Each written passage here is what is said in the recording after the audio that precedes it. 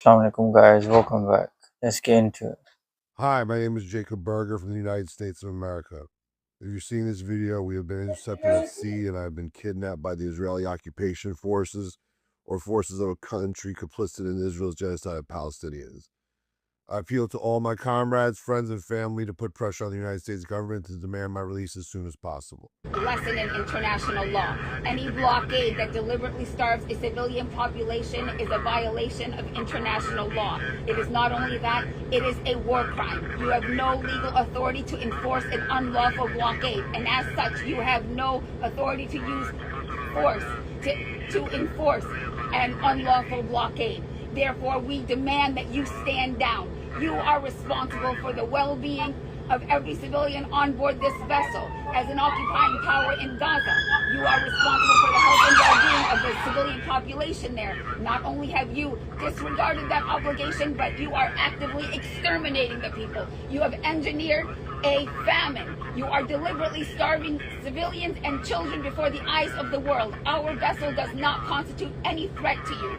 We carry only humanitarian aid, and therefore you have no authority to intercept or otherwise attack our vessel. We demand again that you stand down.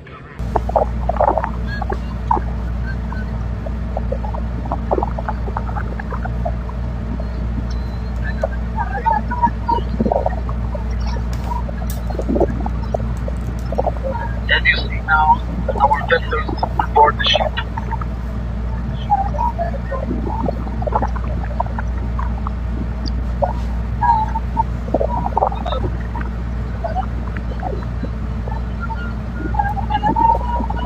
No one will hold any weapon between us.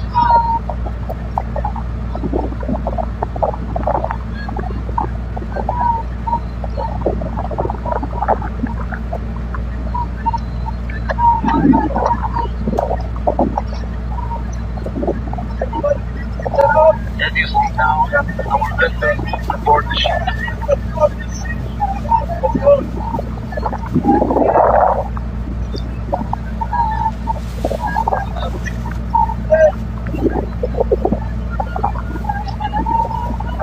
No one will hold any weapon between us.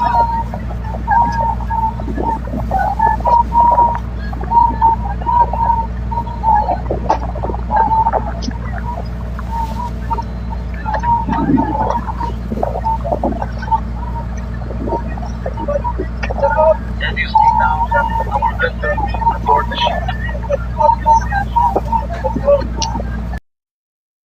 Just want to add a little comment there and say that this is another flotilla boat after the Greta Thunberg. This is a recent one. I think just days ago, another ship went out and Israeli stopped from entering in Gaza. Uh, this is another war crime. You know what I mean? It's an international waters. They don't control it. Yet they don't want anyone going in and out of Gaza freely. You know what I mean? People in Fertila, they want to open up a humanitarian corridor for the ships to go in and out freely to give aid to the Palestinian people. Yet there seem to be a blockage from the Israeli side that say no, of security reason you can't do this and that. But we know this is the excuse that they give all the time, and this is a ethnic cleansing, or they want to kill the people, wipe them all out, exterminate them. Uh, unless they want to freely leave the country. Obviously, they don't want to leave the homeland because they know once they leave, they won't come back. They want they want the Greater Israel Project, which is a whole of Gaza, the West Bank, parts of Syria, and a little bit of Saudi Arabia. If you look in the YouTube, you see what's the Great Israel map. Netanyahu said in the UN election, no UN, he mentioned it in the world stage that he brought a map up with the Great Israel map. When the people say this, you should take them seriously.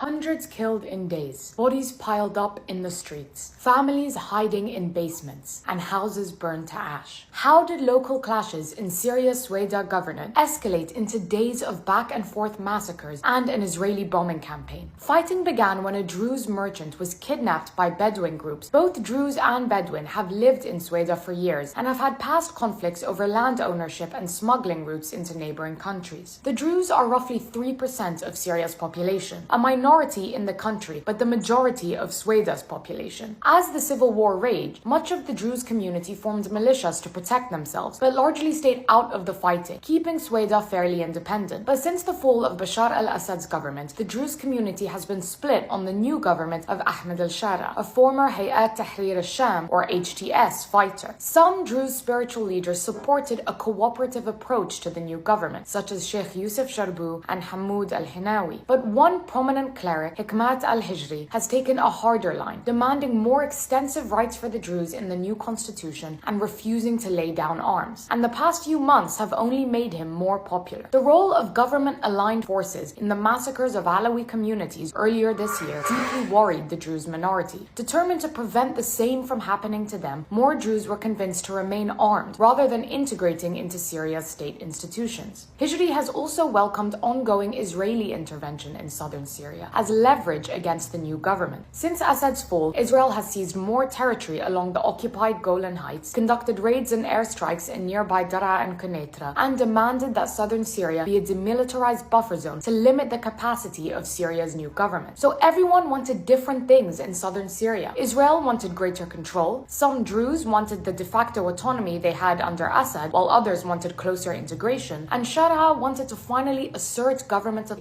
over the south after months of Israeli attacks and tensions with Druze militias. All these tensions came to the surface after the kidnapping of that Druze merchant led to rounds of hostage-taking between Druze and Bedouin groups, which then led to armed clashes that spiraled into full-scale attacks on villages. Shara then sent forces to Sweda, hoping that by using his security forces to restore order, he could weaken the Druze militias and show Israel had no excuse for intervention. But Druze gunmen ambushed and executed government forces, while Israel bombed their convoys.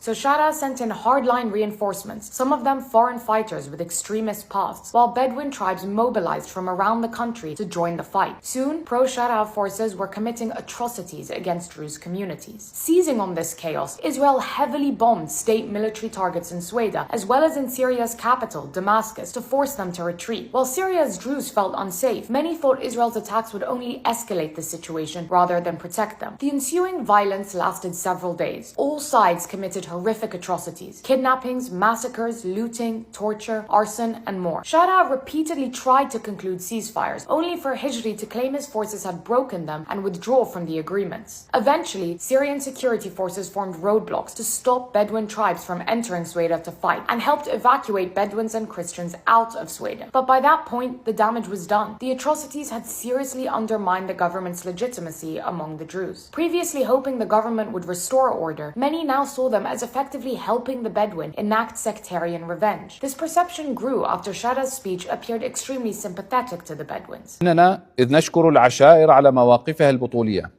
لكننا ندعوها للالتزام التام بإيقاف إطلاق النار. This is now the second time Shara has sent forces to put an end to local unrest, only for them to be implicated in sectarian massacres against minorities. The extent of his responsibility is still being debated, but it is clear that he is struggling to contain pressure from his base, whether radical fighters in his army or the tribes fighting alongside them. Shara figures it is better to control them within his armed forces than let them roam free. But sending unprofessional, poorly disciplined forces into delicate sectarian conflicts has repeatedly proven to be a disaster. After 1,500 Bedouins were forced out of their homes, they're angry at Shara for blocking them from taking revenge against the Druze. On the other side, Druze leaders will now want even greater guarantees of communal autonomy, rather than integrating into Syria's state. The same is true for Syria's Kurdish forces. Despite optimism earlier this year, talks have stalled as the Kurds have now doubled down on their demands to keep their weapons. If Shara cannot seriously professionalize his armed forces or ensure accountability,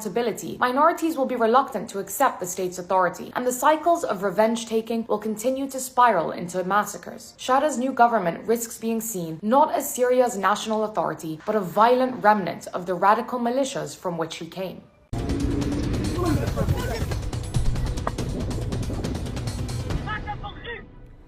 On July 7th, residents of West Bank's last Christian majority town of Taibeh filmed as armed Israeli settlers set ablaze around their most sacred site, the ruins of the 5th century Church of St. George. The footage, which was shared with the Telegraph, shows men approaching with leaf blowers, appearing to use them to fan the flames closer to the church. Another video that was shared with us shows the settlers, largely young men, watching on as locals desperately tried to put out the flames to protect the ancient archaeological site. Witnesses who were there told us that they returned again in the evening and then on July 8th and July 11th to light more fires around the church. Other footage shows locals being forced to watch as settlers armed with guns set fire to olive trees, the lifeblood of the local economy which relies on olive oil production. Taibeh, which is northeast of Ramallah, felt tense on arrival. The church leaders, farmers and other local residents we spoke to spoke of how dramatically the violence and intimidation had increased in recent months, and how new settler outposts were popping up all around, and how their land was being burnt or claimed, and how they were powerless to stop it. Permanent forced displacement is a violation of international law. Do you know who said that?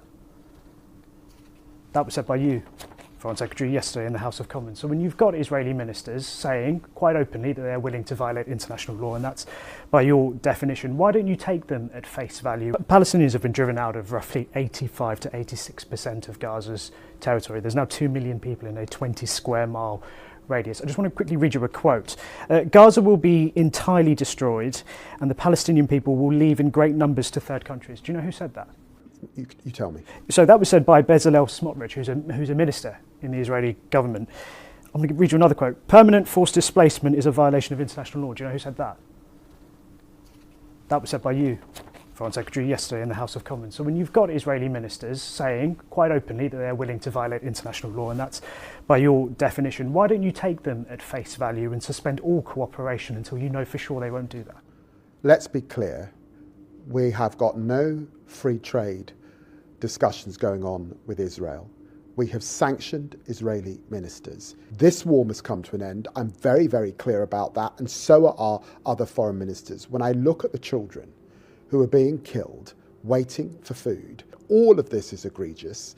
We have asked the Israeli government to think again. We've told them that their aid system isn't working. We've told them to stop prosecuting this war and this conflict, and we're absolutely crystal clear now. This is another textbook clip, you know. I mean, the guy, David Lammy, he doesn't know what he's saying half the time, you know what I mean? You can tell the quote that the man just read. He didn't realize that he spoke those words. And it was yesterday, you know what I mean? That's why I know these people are reading off a script, you know what I mean? They're like puppets. You know, I don't believe anything what the UK government says or does, you know what I mean? What can I say? What's his name? It's Keir Starmer. He has a Jewish background. You understand what that means? That means that he helps Zionism. Maybe he doesn't identify with Zionism himself, but he has sympathy. He says it on the interview, you know.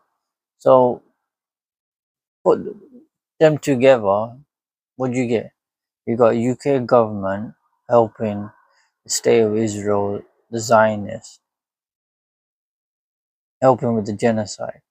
They talk all these tough words, but end of the day, action matters. You know what I mean? I would say get a new president, prime minister. This guy's no good. That this war must come to an end. Will the UK government recognise a Palestinian state like France? The scenes that we see unfolding in Gaza are devastating, extremely depressing, and it is deplorable what is happening there. The immediate priority of everybody has to be to get a ceasefire and get that much needed aid into Gaza. Will you food, recognise them as sanitation. a state? Well, we have always said that we believe that a two-state solution is the only way to have lasting security. The Prime Minister is talking today to the Chancellor of Germany, the President of France, but the immediate priority right now has got to be to get aid into Gaza. Answer the bloody question. You know what I mean? Is it yes or no? You know, they just continue repeating what they're being told to say, you know. Oh yes, we don't like what we're seeing, and this, we condemn the actions and this and that. But And at the end of the day, if they don't recognize a Palestinian state, then what the heck is this for? You know what I mean? It's ridiculous. To relieve the suffering. These images show Jewish activists trying to stop Israeli settlers from taking over the center of Ras Al Ain, a community in the West Bank. You can see that the land was furrowed, I think you say in English, by the settlers. What is unfolding here is not just a land dispute, it is the systematic displacement of Palestinians, according to human rights groups. Up the hill, we can see the illegal outposts. Rachel Abramovitz is a member of Looking the Occupation in the Eye. They try to deter settler attacks. And what they do, they gradually invade the community, they expand, they terrorize the people. And there's a purpose to that, isn't there? There's a purpose to terrorize the people, to put them to flight. Salam Ka'abneh's family has lived on the land in Ras Al Ain for more than 50 years. Now, with a surge in attacks, he fears they may be forced from their home. They stole more than 2,000 sheep from us and we face daily assaults. At night, they attack and frighten our women and children. I feel tension in my chest right now. We wanted to understand more about the settlers' activities, so we went to the hilltop above Salam's hamlet, where they'd moved in. So we've just been at the Palestinian community, which is just over here, and we've seen what's been going on. Up this road is the Israeli settlement. It's an outpost. It was established here about 15 months ago, and there's lots of, they look like kids running towards us now. Not sure what kind of greeting we're going to get, but we're going to try and ask them what they've been doing and why they've been doing it. But it looks like they're not going to let us to go any further forwards. We're not looking for provocations or problems. But we didn't get far. The atmosphere hostile. The car was quickly surrounded. It became clear we were not welcome. Yeah, you can probably turn here. We left without answers, but with a deeper understanding of the fear under which these vulnerable Palestinian communities are living. The Israeli military, as the occupier, is responsible for the security of the Palestinians here. But more and more settlers act with impunity. I would say it's daylight robbery of land supported by the Israeli authorities, and it amounts to ethnic cleansing of large parts of the West Bank. This is Rossi from Sky News. Nice to meet you. Shalom, nice to meet This is you. Ed. International condemnation of settler violence is growing. The British government sanctioned several prominent figures, including Daniela Weiss, who's known as the godmother of the settler movement. But despite the backlash, she's now pushing plans to establish new settlements, this time in Gaza. There will not be a Palestinian state between the Jordan River and the Mediterranean. Never, ever. We annex with facts on the ground. The goal is clear: to prevent any option of establishing any kind of state, entity, whatever you call it, in the heartland of Israel.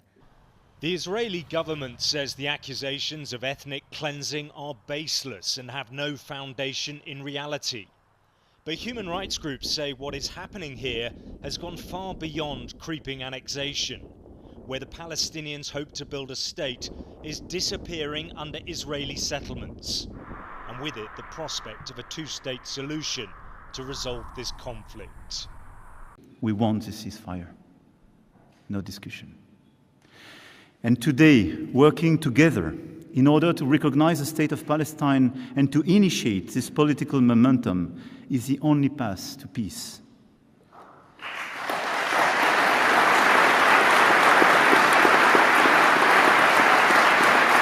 Because since Oslo in 1993, with Gaza in ruin and West Bank being on a daily basis attacked, the perspective of a Palestinian state has never been put at risk as it is. And the objective of a recognition is not just making our duty, But this is as well reopening a political perspective and refusing just an answer based on security. And this is why the solution of the two states and the recognition of the state of Palestine is as well, according to me, the only way to build peace and stability for all in the whole region. You know, Emmanuel Macron, the French president, I don't really like him that much, I'll be honest with you, but this is a big step he did. You know, recognizing Palestinian state. It's a shame the UK government is not doing it. You know, they haven't announced such a thing. You know what I mean? Which I understand because Keir Starmer has sympathy for the Zionist community. So like a tribal pact, you help each other out. You know, the Zionists out, help a Zionist out. You know what I mean? But yeah, if you're new to the channel, please like, share, and subscribe. Assalamu alaikum.